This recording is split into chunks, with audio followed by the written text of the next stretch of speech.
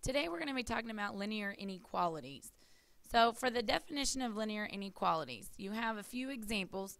I have y is less than or equal to negative 2x plus 3. 2x minus 3y is greater than 6. Y is greater than 1/2 x minus 5. And x plus y is greater than or equal to 7. So here it says the expressions above are all called linear inequalities in two variables. And I want to know why. Here is what I want you to write.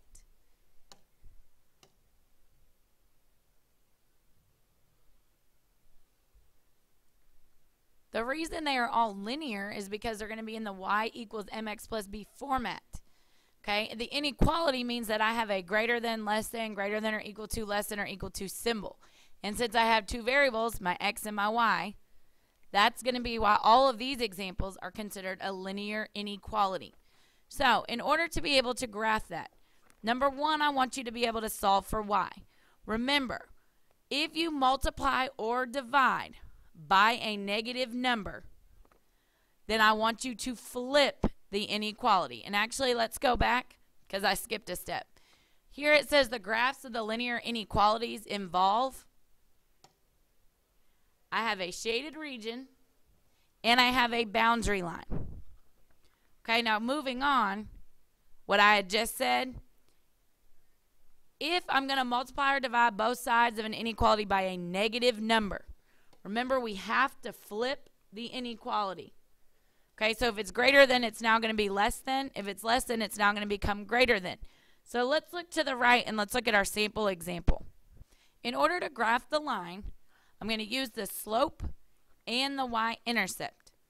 Okay, so also, for solid lines, I will have the greater than or equal to and less than or equal to. If I have the equal to symbol, then when I graph my inequality, my line will be solid.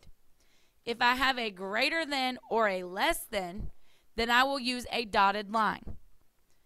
Now, what it tells me to do is I'm going to pick a side. So I'm going to select a point on one side of the line to test by plugging it into the original equation.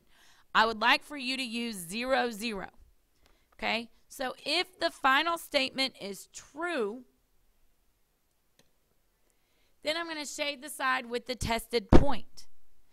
If my final statement is false, then I'm going to shade the other side. Now, I will give you a few examples of that in a minute. So look to the right-hand side at my sample. We have the inequality of 2x minus 4y is less than 10. In order for me to get the inequality before I can graph it, I have to solve. So just like we solved a regular equation, I'm going to do the same thing. So if you notice, in order to get rid of my 4x, I'm going to subtract my 4x from both sides.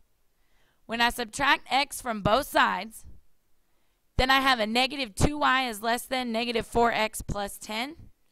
And again, the last step in solving an equation is going to be dividing everything by negative 2. Now, what do you notice if I divide by a negative 2? What happened? You should notice that my inequality changed signs. So my new equation became y is greater than 2x minus 5. So in order for me to graph this inequality, I first need to plot the y-intercept. So my y-intercept is negative 5. I go down 5, and I'm going to put a dot on negative 5. Then I'm going to use my slope, which is what it tells me in my notes, in order to find the rest of the points. So if my slope is 2, that means I'm going to go up 2 units and to the right 1 unit. Up 2 units and to the right 1 unit. The reason I'm going to the right and up is because both 2 over 1 is positive. So if you notice the points that I found in the black dots, that's where my dotted line was graphed. Now the reason my line was dotted and not solid was because it was just greater than. There was not an equal to sign. So once I plot my points and I connect the dots, I draw my dotted line. Now we're going to use the information where it tells me to pick a side. So let's look at this testing information right here. I'm going to test the point 0, 0. Now I can use the original equation. So here, if I use my x for 0 and my y is replaced with a 0, I have 4 times 0 minus 2 times 0, Well, 0 minus 0 is still 0, and I have that it is less than 10. Since 0 is less than 10, that is a fact, it is a true statement. If I go back to my notes, it tells me that if my statement is true, I will shade the side with the test point. So since 0, 0 is right here, that is why I shaded everything behind the line. Okay, so let's look at a few more examples. For example A, it tells me I have y is less than or equal to negative 2x plus 3. So let's talk about a few things before we graph it. If I have the symbol less than or equal to, will my graph have a dotted or a solid line? Go back up to your notes. You should have answered solid. Now, what is my y-intercept? You should have answered positive 3. So in order to graph this equation without a calculator, I will go up to positive 3, and I will put a dot on positive 3. In order to use my slope, which is negative 2, I will go down 2 to the right 1, down 2 and to the right 1. And that should be able to connect those dots in order to get a solid line. Now let's use my testing point. Again, we're going to use 0, 0. So here I would have 0 is less than or equal to negative 2 times 0 plus 3. My 0 stays the same. My symbols are going to stay the same. Negative 2 times 0 is still 0, and 0 plus 3 is 3. So it tells me that 0 is less than or equal to 3. That is a true statement. 0 is less than 3. So I find 0, 0, and since it is true, it tells me I'm going to shade the side that includes that point. So that is why I shaded everything behind the line. Now let's look at B. B gives me 2x minus 3y is greater than 6. Before I can plot that point, and before I can actually draw my equation, I have to solve. So if I have 2x minus 3y is greater than 6, I'd subtract 2x from both sides, and I end up with negative 3y is greater than 6 minus 2x, and I'm going to divide everything by a negative 3. By dividing by a negative, what should happen to my inequality? That's right, it should flip. So I have y is less than negative 2 plus 2/3 x. Now I'm going to take this equation and plot the graph. My y-intercept is negative 2, so I go down to negative 2, I'm going to put a point. And my slope is 2/3. So I go up 2 units to the right 3 units, up 2 units to the right 3 units, and so forth and so on until I have enough points to connect the dots. Now since I have a less than symbol and it is not equal to, I should have a dotted line. And then once I do that, the last step is to test it to see which side I'm going to shade. So here, if I plug in 0, 0, just like we did last time,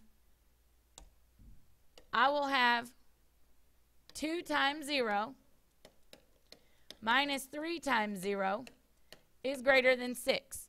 Well, anything times 0 is just 0, so I have 0 is greater than 6. That is a false statement. 0 is not bigger than 6.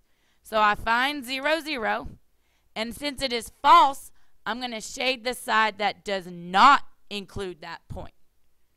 Okay, so flip the page and let's look at a few more examples. Example number 1 says y is greater than 2x plus 4. So in order for me to graph it, let's talk about something first. Should I have a dotted or a solid line? It should be dotted because I do not have it equal to. So let's plot the points. My y-intercept is positive 4, so I go up to positive 4, I'm going to put a point. My slope is 2, so I'm going to go up 2 to the right 1, up 2 to the right 1, up 2 to the right 1, so forth and so on. Okay? Now in order for me to connect my dots, it is going to be a dotted line. So I should have a dotted line. Now in order to figure out where it's going to shade, remember I plug in 0, 0. So I have 0 is greater than 2 times 0 plus 4. I have 0 is greater than 4. That is a false statement. So since I used the point 0, 0, and it was false, I'm going to shade everything that is not included in that point. Okay, let's look at number 2.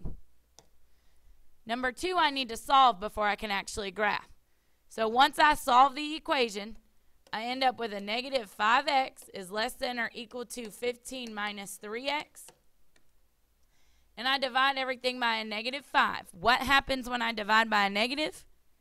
I switch to inequality. So I should have y is greater than or equal to negative 3 plus 3/5 x. That should be negative 3 plus 3/5 x. I know y'all couldn't see that. Okay, so let's plot the graph. My y-intercept is a negative 3. So I'm going to go down to negative 3, put a point. Now, since I have equal to, I know my line is going to be solid. So I'm going to follow the slope. I go up 3, to the right 5, up 3, and to the right 5. And I will have a solid line on my graph. Now, let's use the point 0, 0 to test it. I'd have 3 times 0 minus 5 times 0 is less than or equal to 15. So it should be 0 is less than or equal to 15. Now 0 is less than 15, so that is a true statement. So since it is true, I will shade everything that includes the point 0, 0.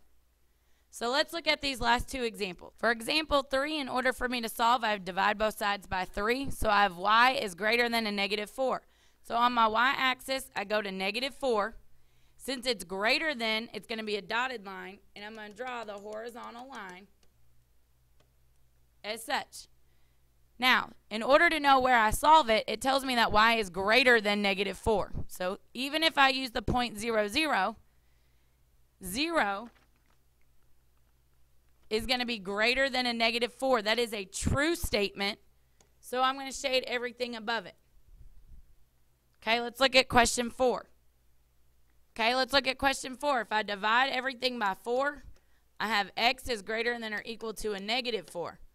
So for the x-axis, if I go to a negative 4, and since it's equal to, I'm going to have a solid line. It's going to be vertical. If I plug in 0, 0, I have 0 is greater than or equal to a negative 4. That is a true statement. So since I use 0, 0 and it's included, I'm going to shade everything that is included on the side with 0, 0. So let's look at this last example. This is going to be your word problem.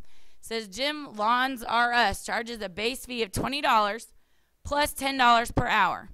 Angel's Garden Care caters a more affluent and charges higher rates. Write an equation for finding the charges for using Jim's Lawns R Us. So it tells me that I'm going to charge $20 no matter what, and I'm going to charge $10 per hour. So I should have that y is equal to 20 plus 10x. Part B says write an inequality describing the cost for Angel's Garden Care. Well, if I'm using the same information, but it tells me that I'm charging a higher rate, is it going to be greater than or less than? It should be greater than. So using the same information, instead of equal to, I now have changed that equation into an inequality. And the last part tells me to sketch the graph shading the region where Angel Garden Care pricing would be found. So your graph should look like this. By using the y-intercept at 20 and my slope is 10 over 1, I should have a dotted line because it's just greater than, there is no equal to. And by using the test point 0, 0, I should have shaded up here. So you guys are going to finish the rest of them in class. Use the notes and the guided practice examples, and we should be done with them in class tomorrow.